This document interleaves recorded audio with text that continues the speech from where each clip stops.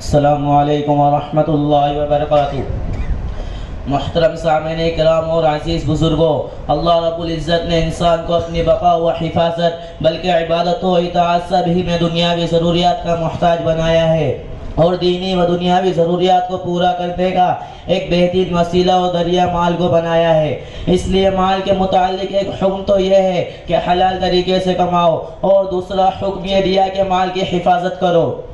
چنانچہ باری تعالیٰ کا ارشاد ہے وَلَا تُؤْتُوا السُّفَهَاءَ أَمْوَالَكُمُ الَّتِي جَعَلَ اللَّهُ لَكُمْ قِيَامًا، اور نہ سمجھو اور نادانوں کو اپنا اموال مت دو، کیونکہ انہی اموال کو اللہ نے تمہارے لیے زندگی گزارنے کا ذریعہ بنایا ہے۔ تمہاری بہت سی دینی و دنیاوی ضروریات اس سے وابستہ ہے، لہذا جس طرح اموال کی حفاظت مطلوب و ضروری ہے، اسی طرح اموال کی حفاظت بھی مطلوب ہے، اور مال خواہ اپنا ہو یا کسی اور کا، اسے ہرگز ضائع نہیں کرنا چاہیے۔ اگر حرام کمانا جائز نہیں تو حلال کو ضائع کرنا بھی جائز نہیں۔ اسی لیے شریعت نے تمام صورتوں کو بھی حرام قرار دیا جن میں اپنا یا دوسرے کا مال ضائع اور تباہ ہو۔ من جملہ ان میں سے ایک صورت سود کی بھی ہے، جو آمدنی کے حرام ذرائع میں سے سب سے بدترین ذریعہ ہے۔ دین اسلام کا یہ امتیاز ہے کہ اس نے آج سے 1400 سال پہلے ایک ایسے معاشرے سے سود یعنی بیاج کو ختم کیا جہاں سود لینا اور دینا باقاعدہ ایک بڑی تجارت بن چکی تھی۔ محترم بزرگوں، سودی لین دین کے متعلق قرآن اور احادیث مبارکہ میں جس قدر سخت وعیدیں بیان کی گئی ہیں اتنی کسی اور گناہ کے متعلق نہیں بیان کی گئی۔ چنانچہ اللہ رب العزت اپنے پاکیزہ کلام میں ارشاد فرماتے ہیں یمحق اللہ الربا ویربی الصدقات، اللہ تعالیٰ سود کو مٹاتا اور صدقات کو بڑھاتا ہے۔ دوسری جگہ اللہ تبارک و تعالیٰ ارشاد فرماتے ہیں یا ایھا الذین آمنوا اتقوا اللہ وذروا ما بقی من الربا ان کنتم مؤمنین فَإِن لَمْ تَفْعَلُوا فَأَذَنُوا بِحَرْبٍ مِّنَ اللَّهِ وَرَسُولِهِ، اے ایمان والو تم اللہ سے ڈرو اور بقیہ سود کو چھوڑ دو اگر تم مومن ہو۔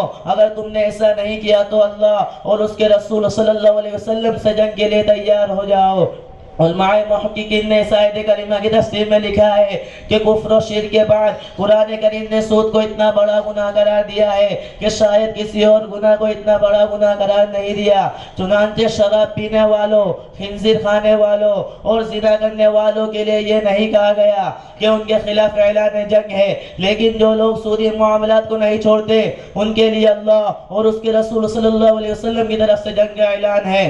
عزیز بزرگوں، قرآن کریم کی اتنی سخت وعیدیں سننے کے بعد دل میں ایک سوال پیدا ہوتا ہے کہ آخر سود کو اتنا سنگین گناہ کیوں قرار دیا گیا؟ تو اس کی وجہ یہ ہے کہ سود سے انسان میں خود غرضی، بخیلی، سنگ دلی، بے رحمی اور سرپرستی کی صفت پیدا ہوتی ہے۔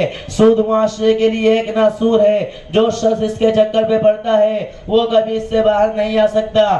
سود لینے والا مالدار سے مالدار ہوتا چلا جاتا ہے اور غریب مزید غریب بن جاتا ہے۔ مذہب اسلام جو سراپا رحمت ہے، اگر وہ بھی سود کو جائز کرا دیتا تو انسانیت کہاں جاتی اور کس سے رحم کی امید لگاتی؟ اسی لیے حدیث مبارکہ میں اس گناہ کی نوسط کو اور کھول کر بیان کیا گیا۔ نبی کریم صلی اللہ علیہ وسلم کا ارشاد ہے کہ جان بوجھ کر سود کا ایک درہم کھانا یا اسے استعمال میں لانا 36 مرتبہ زنا کرنے سے زیادہ برا ہے۔ اور ایک حدیث میں تو یہاں تک کہ ارشاد ہوا کہ الربا 70 جزءا ایسرها ان ينكح رجل امه، سود کی نوسطوں کے 70 درجے ہیں، ان میں سے سب سے ادنا اور ہلکا درجہ اپنی ماں کے ساتھ زنا کرنے کے برابر ہے۔ حضرات آپ تھوڑی دیر کے لیے سوچیں کہ سودی لین دین کتنا بڑا گناہ ہے، لیکن افسوس صدا افسوس سود کی اس قدر سخت مذمت کے باوجود آج مال کی محبت نے بہت سے لوگوں کو اس قدر اندھا کر دیا ہے کہ سود میں اپنی ذاتی اور وقتی فائدہ نظر آتا ہے، لیکن اس کی سماجی و دنیاوی اور دینی و اخروی ہلاکتیں نظر نہیں آتی، جس کی وجہ سے سود کا چلن عام ہو گیا ہے۔ اس وقت پوری دنیا کی معیشت و تجارت میں سود اتنی شدت کے ساتھ سرایت کر گیا ہے کہ بقول محقق اسلام حضرت مولانا منظور صاحب نعمانی رحمت اللہ علیہ کسی کاروباری سلسلے کا اس سے محفوظ رہنا اتنا ہی مشکل ہو گیا ہے کہ جتنا جنگل کے کسی درختہ ہوا سے محفوظ رہنا۔ محترم حضرات، اس گناہ سے بلکہ تمام گناہوں سے بچنے کا ایک ہی راستہ ہے کہ جب تک ہمارے دلوں میں اللہ کا خوف اور اس کی عظمت سرایت نہیں کر جائے گی اس وقت تک ہم گناہوں سے محفوظ نہیں رہ سکتے۔ ہم اللہ تبارک و تعالیٰ سے دعا کرتے ہیں کہ ہماری اور پورے امت مسلمہ کی خصوصاً اس گناہ سے اور عموماً تمام گناہوں سے حفاظت فرمائے، آمین۔ وآخر دعوانا الحمدللہ رب العالمین۔